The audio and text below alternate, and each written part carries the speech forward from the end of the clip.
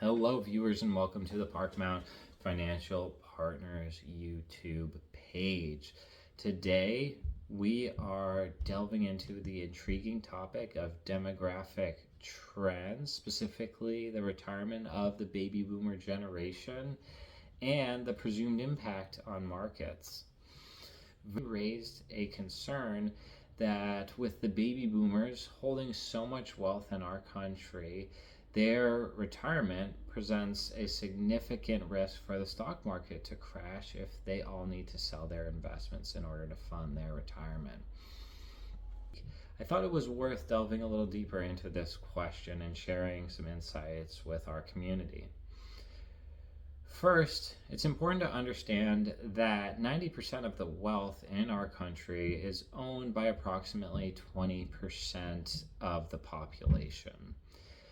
In almost every situation, a large percentage of this wealth was acquired through ownership in equities of companies, either public or private, and the growth provided through that investment. Now, it's a common misconception that upon retirement, these wealthy Americans will wholesale liquidate their equities to convert to cash or treasuries. This scenario is just highly improbable. A wholesale movement from equities to cash is very rarely a wise financial decision and very non-typical of a informed investor who is in the know with how markets work, especially if they're planning to retire over a period of multiple decades.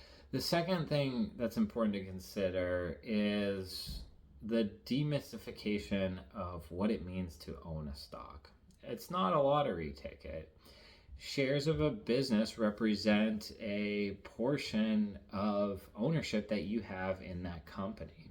Hopefully, it's a profitable company. Historically, companies have been valued according to the profit stream that they generate and their ability to grow that into the future. Now, with all of the financial journalism and apps for trading stocks, it's often painted as some big casino in the sky.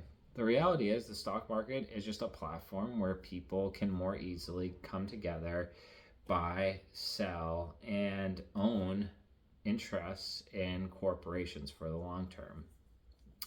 If one owns an interest in a company and that business is able to earn a profit and grow that profit through a variety of different environments and periods of time, that investor will likely be able to sell that portion of the business at a higher price in the future because other rational investors will be willing to pay for that higher amount of profit streams that business is generating. So businesses they're run by smart, aggressive people who are constantly making decisions on business matters and adapting to various conditions, all in the service of the bottom line. And that's their profit margins and ultimately in the service of investors. Conversely, businesses that aren't very well run may offer no value to investors, which of course underscores the importance of a diversified and quality-centric approach to investing. Lastly, I think it's important to touch on some of the roots from which all of this comes from, and that's capitalism.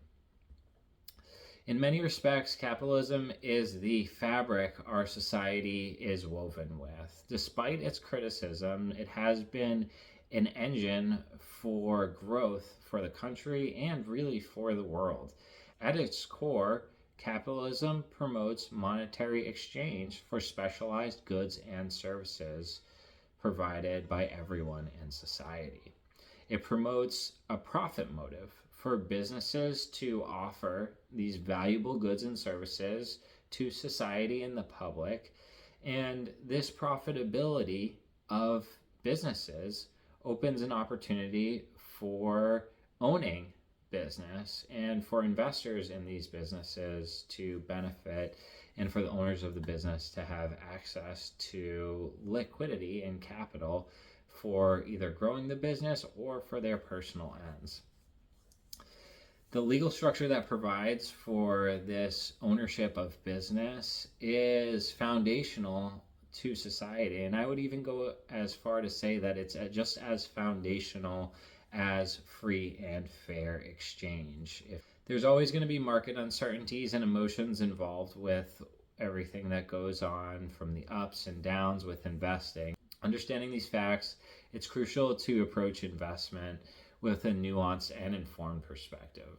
While there are no guarantees in the financial world, there's the more education we have, the more power we have to shape our results positively for the future. Thank you for joining us today with our video at Parkmount Financial Partners. For more insights